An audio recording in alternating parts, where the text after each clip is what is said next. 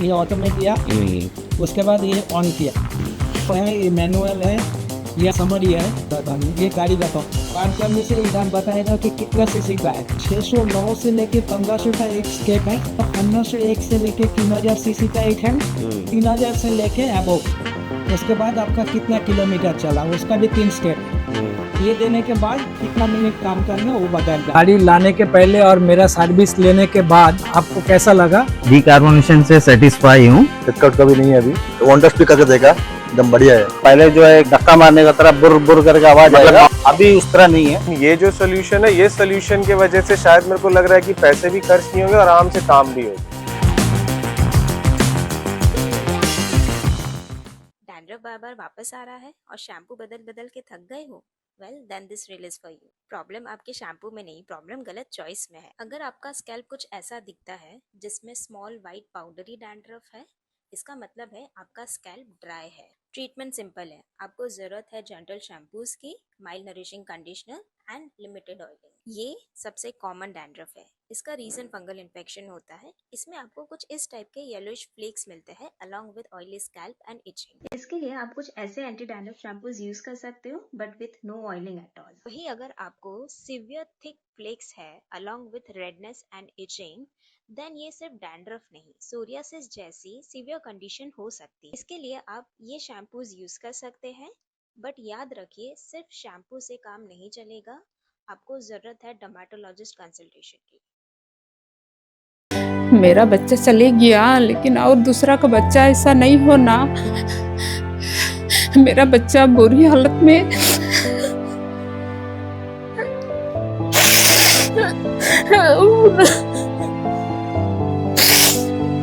और कभी ऐसा किसी के साथ इस हादसा नहीं होना।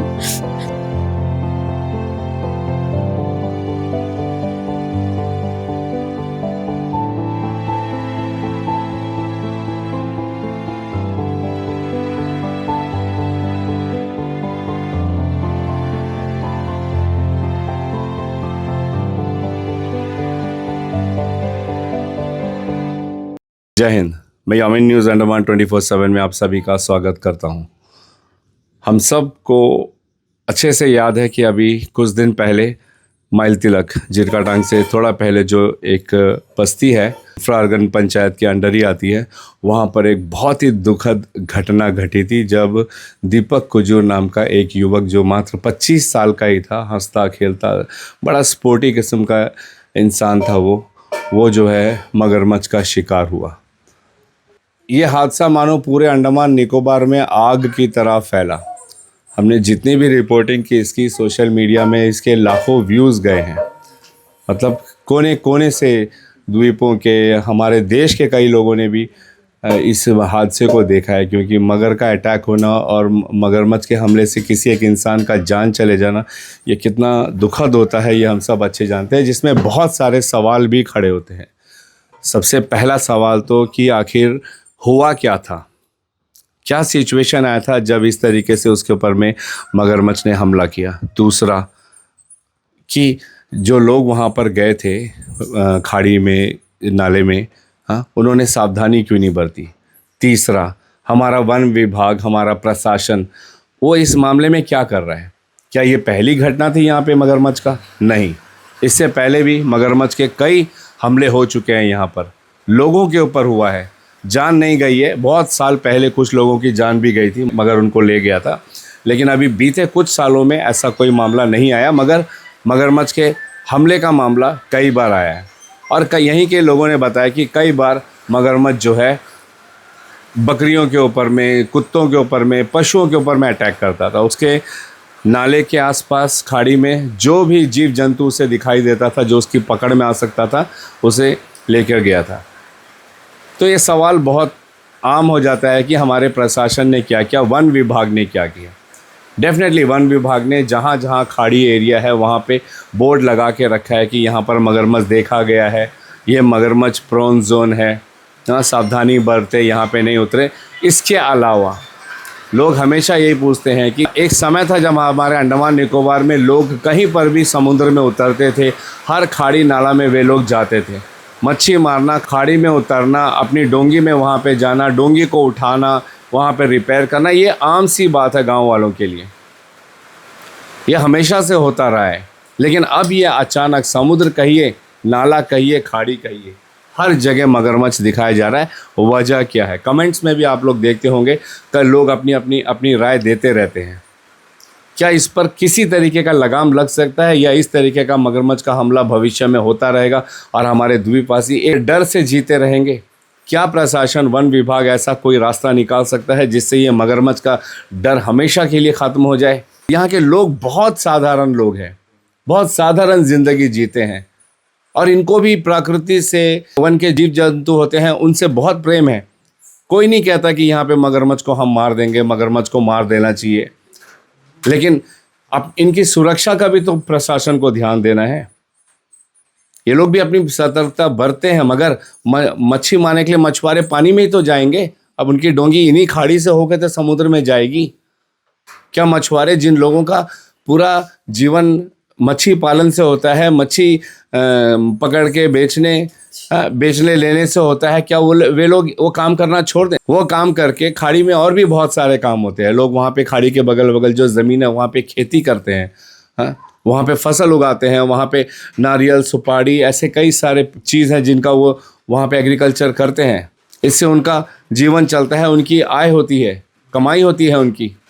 ये सब छोड़ दे सिर्फ एक मगर के डर से, तो इनका ज़िंदगी कैसे चलेगा? अब इनके अंदर एक डर बैठ गया है कि नाले के आसपास कोई जाना ही नहीं वहाँ पे। न जाने कहाँ से मगर आए और इनके बच्चों को उठा के ले जाइए, इनके ऊपर में अटैक कर दे। आम सी बात है ना, अगर ऐसा कुछ इतना बड़ा हादसा हो जाए जिसमें एक इंसान का जीवन ही चला जाए, तो ये डर आना लोगों में बहुत आम हो जाता है। फिर अब न जाने कितने दिनों तक इनके अंदर ये डर बैठा रहेगा। तो इस पर क्या लगाम लगेगी? ऐसे कुछ सवाल हैं। और ये जो अभी दीपक कुजूर के ऊपर ये जो हमला हुआ जिसमें उसकी मृत्यु हो गई है, जो कि बहुत ही दर्दनाक और भयानक था, जो हम आप लोगों को नहीं बताना चाहते हैं कि क्या हुआ था, लेकिन इतना आप सबको सोशल मीडिया के माध्यम से पता चल ही गया होगा कि पूरा आधा शरीर उसका जा चुका था, और बचे हुए शरीर को लेकर इन्होंने अंतिम संस्कार किया उसका, उसे अपने रिचुअल्स के तहत उसका जो है उसे दफनाया एंड उसकी आत्मा की शांति के लिए दुआएं की। तो इस अटैक के बाद में हम इनके परिवारजनों के पास आए। इन मायूस चेहरों को आप देख सकते हो, कोई इनका भाई है, कोई बहन है, कोई रिश्तेदार है, कोई इनकी बड़ी माँ है। हाँ, इनके माता पिता तो बात करने के भी हालात में नहीं है, हम अच्छे से समझ सकते हैं।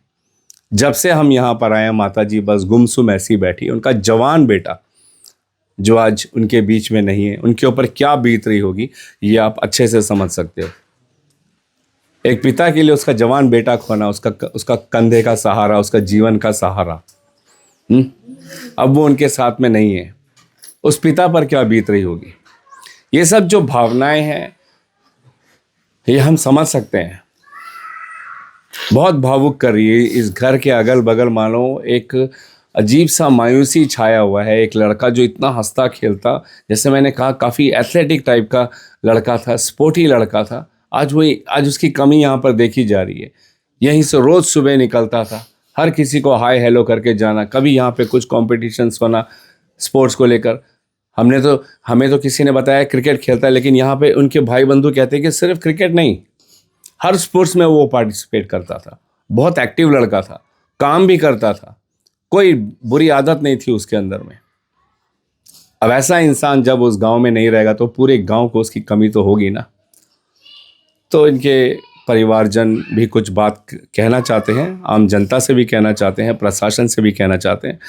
माता पिता उस हालात में नहीं है कि वे बात कर सकें, उन्हें हमसे बताया। तो इनके सन इन लॉ है, जमाई हैं, वो कुछ बातें हैं हमारे सामने रखेंगे एंड हम उन्हीं से जानते हैं वो क्या कहना चाहते हैं। जी, क्या नाम है आपका? मेरा नाम रामा इंदौर है। जी, मैं उनका जीजा हूँ। जी, ओके जी, दीपक कुजूर के। जी, ओके, बताइए क्या कहना चाहते हो? देखिए, अब जो चला गया उनको तो हम ला नहीं सकते, बिल्कुल। तो हम तो प्रशासन से ही चाहेंगे कि उनके नाम में अगर कुछ मुआवजा देता है तो वो भी नहीं चाहिए हमें।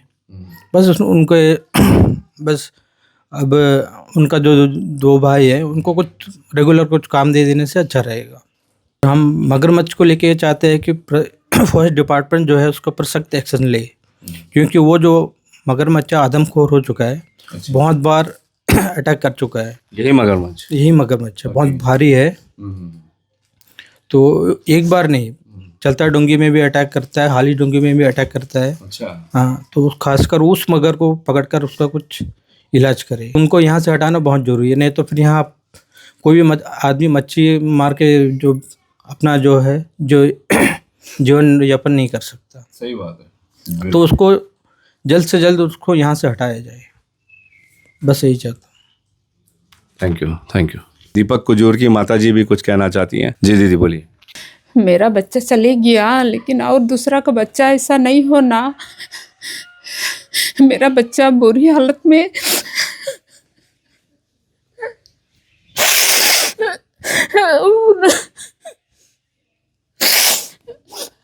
और कभी ऐसा किसी के साथ इस तरह हादसा नहीं होना। सब ध्यान से, सब जाते हैं अपना रोजी रोटी कमाने के लिए। समझ सकते हैं, माता जी ने बहुत अच्छी बात कही है। इनका साफ तौर पर यही कहना है कि उन्होंने तो अपने आंखों के तारे को खो दिए। वे नहीं चाहते कि किसी के घर में भी इस तरीके का हादसा हो, कोई माँ अपने बच्चे को खोए इस तरीके से। एक जागरूकता के तौर पर उन्होंने आप सबको ये कहा है कि अगली बार जब आप कभी भी समुद्र में या पानी के किनारे जहाँ पर मगर का खतरा हो, वहाँ पे बेफिक्र हो के ना जाएं, थोड़ी सावधानी बरतें और जो आदेश हैं हमारे प्रशासन की तरफ से उसको सख्ती से पालन भी करें, ताकि आप भी सुरक्षित रहें, जीवित रहें और दूसरों की भी सुरक्षा का ध्यान दें। हाँ, उनको भी जागरूक करिए। जागरूकता बहुत ज़्यादा ज़रूरी है। जो चीज़ आपको पता है और आपको पता है इससे समाज का भलाई होगा, लोगों का भलाई होगा, उसे अपने तक सीमित मत रखिए और लोगों में भी उसके साथ शेयर कीजिए। उस बात को लोगों के दिल और दिमाग में डालिए कि कितना ज़रूरी है इन चीज़ों पर ध्यान देना। माता जी का भी यही संदेश है। जी बताइए, क्या बोलना। अभी जो भी हो गया। अभी उनका डेथ होने के बाद में उनका नाम से जो मुआवजा देंगे बोले उस लोग, हम लोग को मुआवजा नहीं चाहिए बस यही चाहिए कि दो भाई है उन दोनों में से किसी एक को काम दिया जाए। और कभी भी ऐसा कुछ इंसिडेंट होता है, कोई काम करता है जिनके ऊपर में अटैक होता है, जब हम लोग यहाँ से कंप्लेन करते हैं ना, तभी वो चीज़ एक्शन लेना चाहिए। इनकी जो दीदी है, इनके जीजा हैं, इनके माता पिता, सबका यही कहना है। इनका कहना है कि डीएफओ सर भी यहाँ पर आए थे, पूरी टीम यहाँ पर आई थी इनके घर में इनको संवेदनाएं देने के लिए, दीपक कुजूर की आत्मा की शांति के लिए, जो अच्छी बात है। साथ में उन्होंने ये भी कहा कि प्रशासन की तरफ से, विभाग से उनको जो है कुछ कॉम्पनसेशन दिया जाएगा। एंड परिवार वालों का साफ कहना है कि इन्हें किसी कॉम्पनसेशन की ज़रूरत नहीं है। जब इंसान ही नहीं रह गया तो उसके नाम का कॉम्पनसेशन, मुआवजा लेके वो क्या करेंगे, क्या देंगे कॉम्पनसेशन के नाम पे? इनका कहना है चंद हज़ार रुपये ही देंगे ना, जो इन्हें नहीं चाहिए। ये चाहते हैं कि अगर विभाग कुछ करना ही चाहता है, विभाग को कहीं भी लगता है कि उनकी भी कहीं ना कहीं कमी है जिसकी वजह से ये हादसा हुआ है, अगर विभाग ने स्ट्रिक्टली इन चीज़ों के ऊपर में ध्यान दिया होता, यहाँ पे जैसा मैंने शुरुआत में ही कहा कि मगर का खतरा आज नहीं पनप रहा है, ये बरसों से है यहाँ पे। शुरुआत से कुछ स्ट्रिक्ट एक्शन लिए होते तो आज शायद ऐसा नहीं होता कि नाले में उतरा और मगर ने हमला कर दिया और एक इंसान की यूं ही जान चली गई।